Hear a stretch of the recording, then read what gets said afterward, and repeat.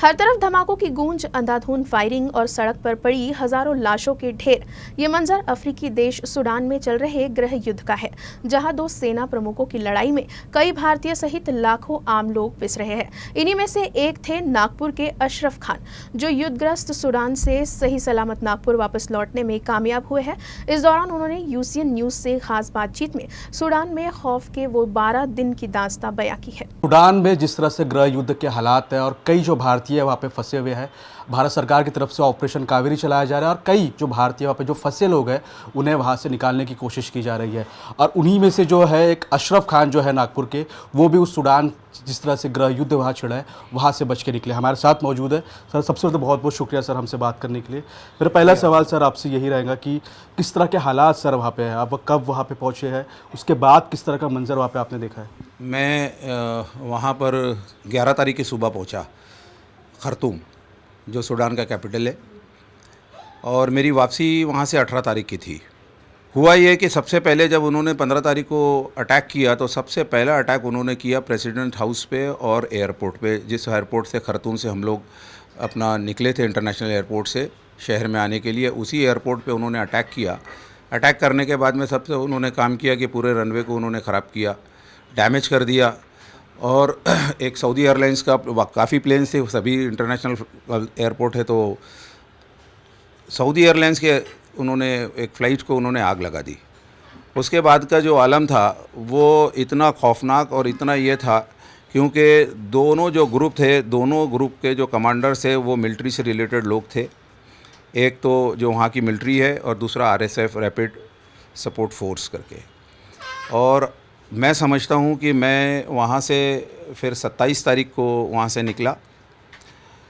16 तारीख को एम्बेसी ने एक गूगल फॉर्म करते हम लोगों को मोबाइल पे दिया कि आप इसके ऊपर अपनी पूरी डिटेल्स भेजिए, अपनी लोकेशंस भेजिए, and will try to get you evacuated from there.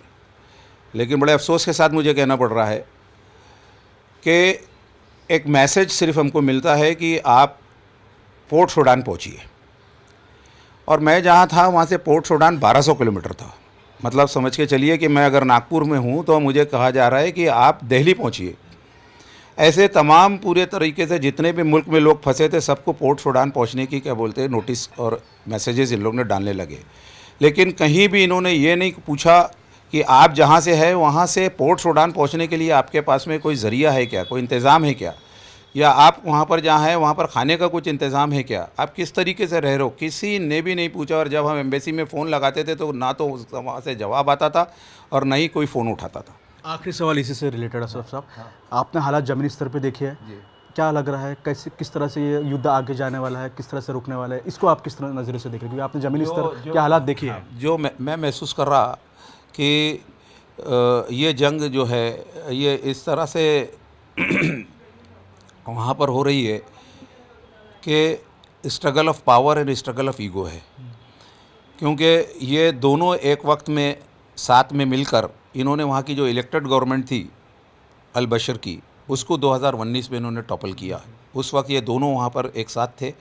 अब दोनों अलग हो गए और दोनों में जो कल ईगो और जो पावर का जो लड़ाई है वो ख़त्म होने वाली नहीं है जब तक कि कोई किसी को पूरी तरीके से ख़त्म नहीं करता।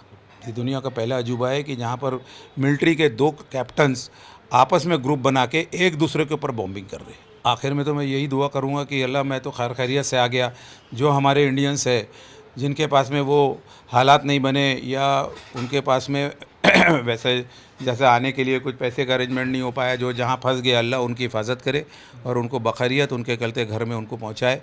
बस यही दुआ कर सकता हूँ मैं। बहुत शुक्रिया सर आपसे बात करने के लिए। ये अशरफ खान थे जो हाल ही में जो है सूडान में जिस तरह से गृह युद्ध छिड़ा हुआ है वहाँ से बच के निकले हैं।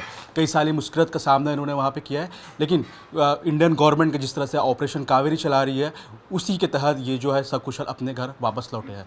नागपुर से वीडियो जर्नलिस्ट मिथुन आदमनी के साथ मैं फैजल खान, यूसे न्यूज़ के लिए।